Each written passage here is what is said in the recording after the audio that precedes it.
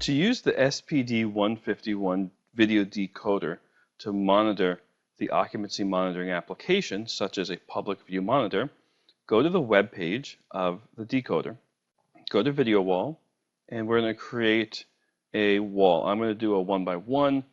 You can create a 1x1 to have each monitor individually, and you repeat that 3 times. If you want to be able to control the different monitors together, you can do a 1x3 or 3x1 or other combinations. And then you can drag the HDMI or VGA or analog out to that wall to associate them. Then on the layout page, you'll select the layout you want. So for example, a 1x1 to display the occupancy monitoring full screen. You may also want a 2x1 to display the camera side by side to the occupancy monitoring. Then on the bottom under camera, click the add button to add a new camera. By default, it's going to search the network. You can select your camera and enter in the username and the password if you want to view the video from that camera. But first, I'm going to start with the occupancy monitoring, the application. You're going to go to Manual. You're going to select RTSP, and then you're going to put in the RTSP string. That can be found in the manual of the occupancy monitoring application. You also need to put in the port number, which I have right here, 3128, 3128. So it's RTSP colon / the IP address colon 3128 / occupancy monitoring with a capital O and capital M / media.smp. You put in the username and password. Again, this can all be found in the manual for the occupancy monitoring application on the website. Go ahead and hit OK. It's going to save that and test the communications. And then you can confirm that.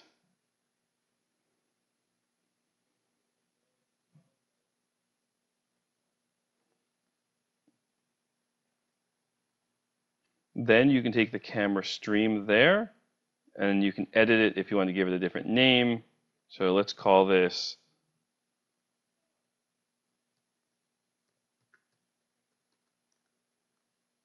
Occupancy 1 RTSP or whatever we want to call it, and save that. Then we have my layout on the screen. Then you can drop and drag it to the position on the layout that you want. I would also recommend that you hit save at the bottom of the screen. You can also create your own custom layouts on the layout tab if you want. If you want to be sequencing through cameras, there's an option to do wall sequence on the top right after you create those layouts.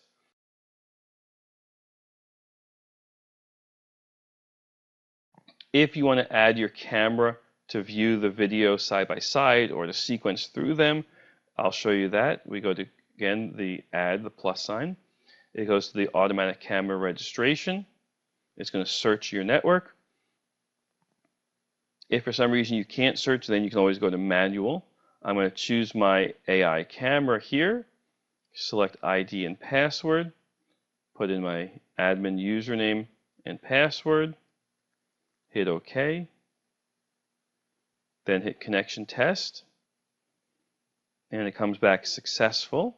It finds both channels. We'll hit OK to save that. If you only wanted one channel or the other, you can select just those if you want. And then on the left-hand side under camera, you'll see the list of my new cameras are there. Again, I can add or delete different ones if I want. And I can then take the one that I want and drop and drag it to my layout. They will now be displaying on that monitor out. In this example, you can see I'm doing HDMI and VGA are mirrored together, and so I'm good to go. You can also edit the camera entry and choose which profile is used for a high and low video stream.